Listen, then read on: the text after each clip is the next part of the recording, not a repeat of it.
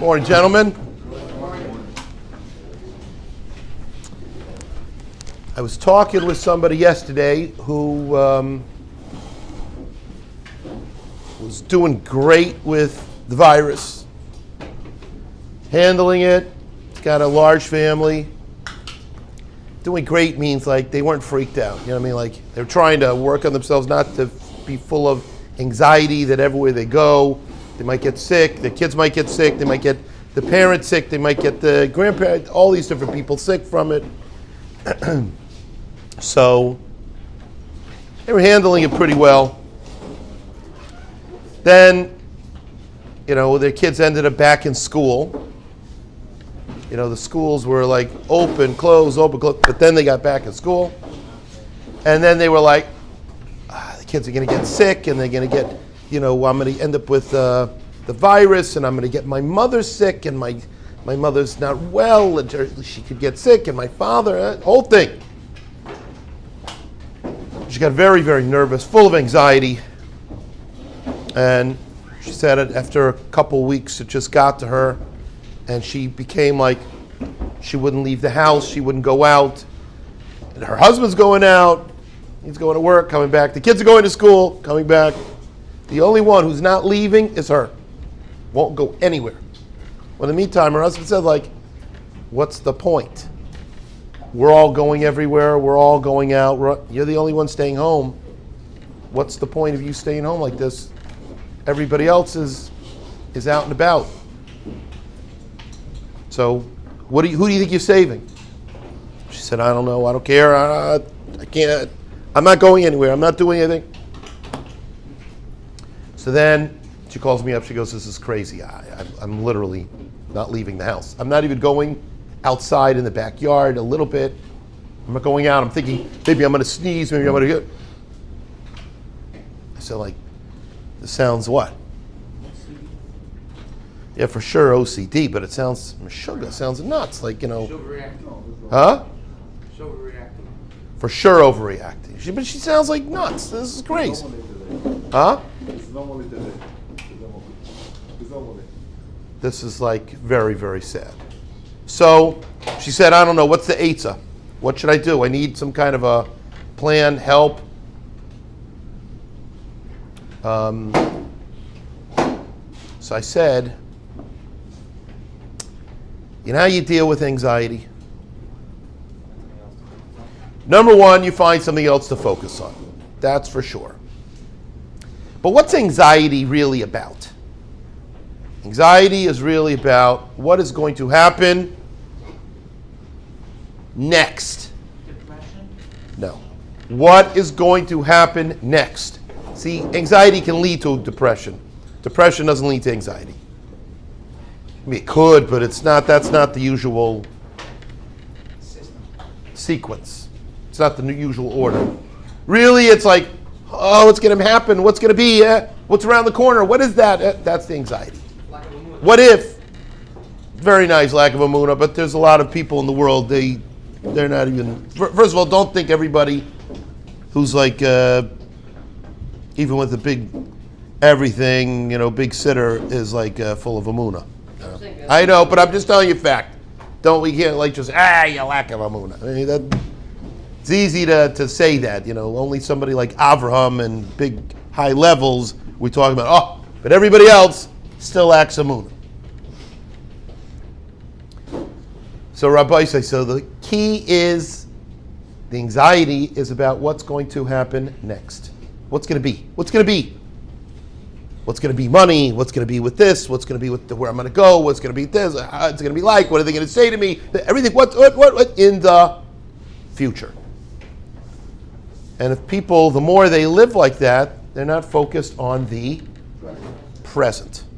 And part of what you just said as an eitzah is to focus on something else, because that way you're not thinking, you're living in the moment. Not even just today. Even in 5 minutes I could be nervous. I get up on a stage and I have to get up and speak in front of a bunch of people, 20 people. And I'm like, I don't know. It's going to happen in 2 minutes, 1 minute. Why am I nervous? It's today. No, it's in the future. So you could say, okay, let me be busy with something. I'm going to play with my papers beforehand. That's true. Helps a little bit. But the key is to focus in the moment. Live in that moment. You're in the moment right now. What's going to be is going to be. Right now, we're not focused on the future. We're living in the moment.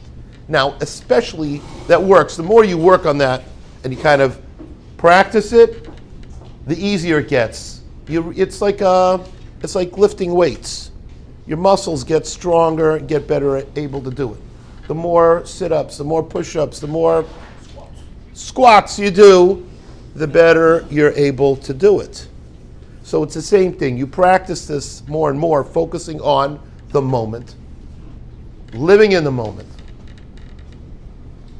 The easier it gets to not be anxious. You're less anxious because you're living and appreciate. You're focused right now on where you are, what you're doing, instead of everything else. A lot of people, they're thinking about the future. Someone comes over and says, Shalom Aleichem. They go, Aleichem Shalom. Then you ask them, oh, did you meet Shmerel? They go, no. Yeah, you did. He came over. He said hello. You said something, even schmoozed with him a little bit. But the guy was so caught up in thinking about the future, what's going to happen next, that he's not even cognizant. He's not even recognizing, thinking about that he just met this person or is meeting the person. They're so focused on the future, they bichlal don't even know, do not understand at all the present. The key is to focus on where you are, what you're doing, and find, of course, the positive in it. So even though it might be, sometimes it's horrible. So you go, let's see, this is a horrible situation. What, I should focus on the future, the present? Let me focus on the future. No, let's find the positive in it. But that's another discussion. Right now, I need to focus on what I'm doing, where I'm with, who I'm with, where I'm at. That's right. Focus on this. Don't worry about that thing. Don't be worried about it. Yeah, hopefully you're going to plan for it. But like we're working on an open house. So hey, you're not going to just focus on right now and not think about the open house. Of course, we got to think about the open house. We're going to plan for it. But we're not going to be nervous about it because it's not going to do anything. So let's plan for it. Appreciate the moment that we're in right now. If you're always thinking about the future, you never even live. You never even live because you're just always nervous and thinking about later on. And when that later, let's say, what's today? What's today's date? 27. So let's say I'm thinking about what's going to be on the 1st. I'm thinking about the 1st, December 1st. And I'm nervous about the 1st. Well, then finally comes the 28th. I'm thinking about the 1st. Till soon comes the 1st. And I'm thinking about the 4th. What's going to be? I never even live in the moment. I never live. Because I'm always just going to be anxious. You can't even enjoy the anxiety experience. Because you're always pushing it off to the next thing. But I'll tell you, you'll also have to be able to laugh. Dealing with anxiety means you also have to make things funny from it. You know, years ago, there's this helpline. A woman passed away. Her name was Yitti Leibel. Anybody heard of Yitti Leibel? Anybody heard of the Yitti Leibel hotline? No? Okay. Well, in Cleveland, there was this, Yitti Leibel helpline, I guess must be from Muncie or, somewhere in New York. And they set up that L'Zecher Nishmasa, they have this helpline. Whoever has problems can call up this helpline, and somebody, maybe Abba, will schmooze with you on the phone. And, don't worry, it's not so bad. Give you a chizuk. So, because he's a Geshmaki guy, make you feel better. So, good, call up. Don't worry about it. Okay. They give you eights, make you feel better a little bit. That's the main thing. You have someone to talk to. You're not like, in your head. So, they advertised in this directory in Cleveland, and it was like a whole bunch of pages of these advertisements. And one of the advertisements was for this Yitti Light Bell helpline. So it was right in the beginning, and every time you flipped open the directory, fine. Now it was like in the back of my mind, I never called the Yitti Light Bell helpline, but it was like as you're flipping through the directory, it hits you always in the face. First page, Yitti Light Bell helpline. Oh, fine, good. Anyway, my wife was one night, middle of the night, 3 o'clock in the morning, very, very worried about something, and couldn't sleep. Woke up and is all nervous and is just focused and thinking about it and trying to and can't go to sleep. And finally got so bad that what does she do? She wakes me up and she goes, "Hello." I go, "Yeah, what?" She goes, "You don't understand." On and on and on, but I don't even hear what she's saying. Like, I'm just completely, what? Huh? I'm like looking at the clock. I go, "It's 3 o'clock in the morning. I just, can I sleep? We'll talk about this in the morning." She goes, No, we got to deal with it. I go, "Deal with it at 3 in the morning? Listen, nothing is going to change." She goes, "No, I'm telling you, we got to be that." And I go, "Call the Yitti Light Bell helpline." And I go back to sleep. It just came out. Call the Yitti. So she starts laughing and laughs so hard, I can't stop laughing. I'm like turned over, hear her laughing, and just whatever, go back to sleep.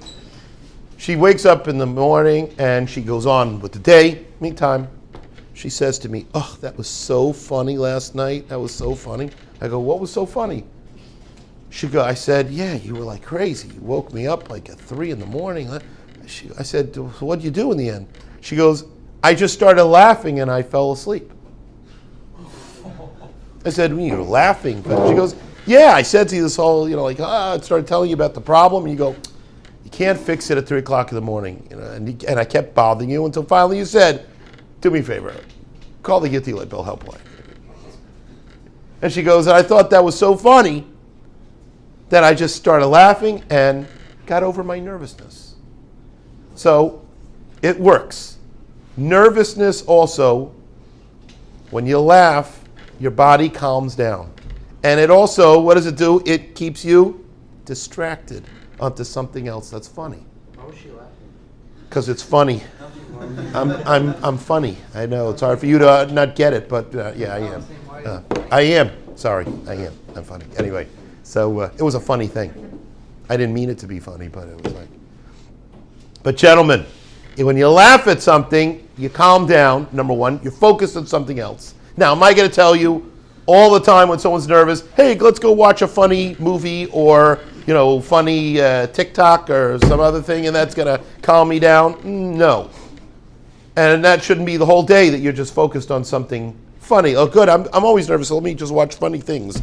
No, that's I'm crazy. But if you can find some humor in something, it will help you be less nervous, less anxious. So you have to kind of find, I gave somebody an eitzah yesterday, write up every day 2 funny things that happen. So instead of being a nervous person and focused on nerves, you know how you say nerves in Hebrew? Huh? Nervim. Anyway, so yeah, giddy. All right. But gentlemen, think each day of something funny that happened, and you will at least be calmer. Some people, they write down a log. They have a journal, and they write down each day something. Some people write, like my chavrusa, Rabbi Shapiro, writes down Divrei Torah every day. That's his thing. He logs every day a new chiddush that he said. That's so he can look back. No matter what he writes down, not lots and lots of notes, but at least every day he writes down at least one thing in his chiddush b'chol yom. Every day. But other people journal their experiences, and a lot of it is very negative. And they look, when they go back and they read the journal, what does it remind them of? All the negativity. And it takes them right back to that moment, and they go, ah. Now, sometimes they get over it and they go, well, it worked out. But a lot of times it doesn't necessarily work out. It wasn't the way they wanted it to work out. So I said, why don't you focus by writing something funny that took place? And that way, when you go back in time, at least you remember something. It would be wonderful to write down something positive. Something wonderful that was a positive experience that day. Something you saw, something you learned. But even if not, at least to write down something funny. Because at least it takes you back to something happy. Made you laugh. And you laugh again. Because you remember it, you go. That's why you imagine taking people that have pictures, photos. And imagine all the photos are just like, everyone's crying. Everyone's like, things breaking, all the negative things. You'd be like, every time you go, I want to open up my picture book, my photo album. You go, remember that happening? Oh, remember that happening? It happened. All these bad things, so-called bad things happen. But you don't want to go back to that. Just like, all right, over. But you would like to go back to happy things because it makes you happy. And remember that time as being happy. And people go, it's not really honest because it's not all the truth. Who cares? You need to focus on the half empty or the half full. Focus on the half full. So gentlemen, again, live in the moment. Focus on the moment. Don't be worried about what's going to be. Plan for it, but don't be like, what's going to be? He's not going to be nice to me. This one. Is Hashem going to be Michael me? That's crazy. Number 2. Focus on something positive. Focus on something positive. We talked about being distracted by something positive. Live in something else. Live in the moment. And number 3, something funny. It doesn't have to be funny. It could be something cute. It doesn't have to be like laugh your head off, but it could be just something that was humorous. It was, again, in a very light level. It reminds you of something a little bit happy. All right, think positive. Let's have a great day.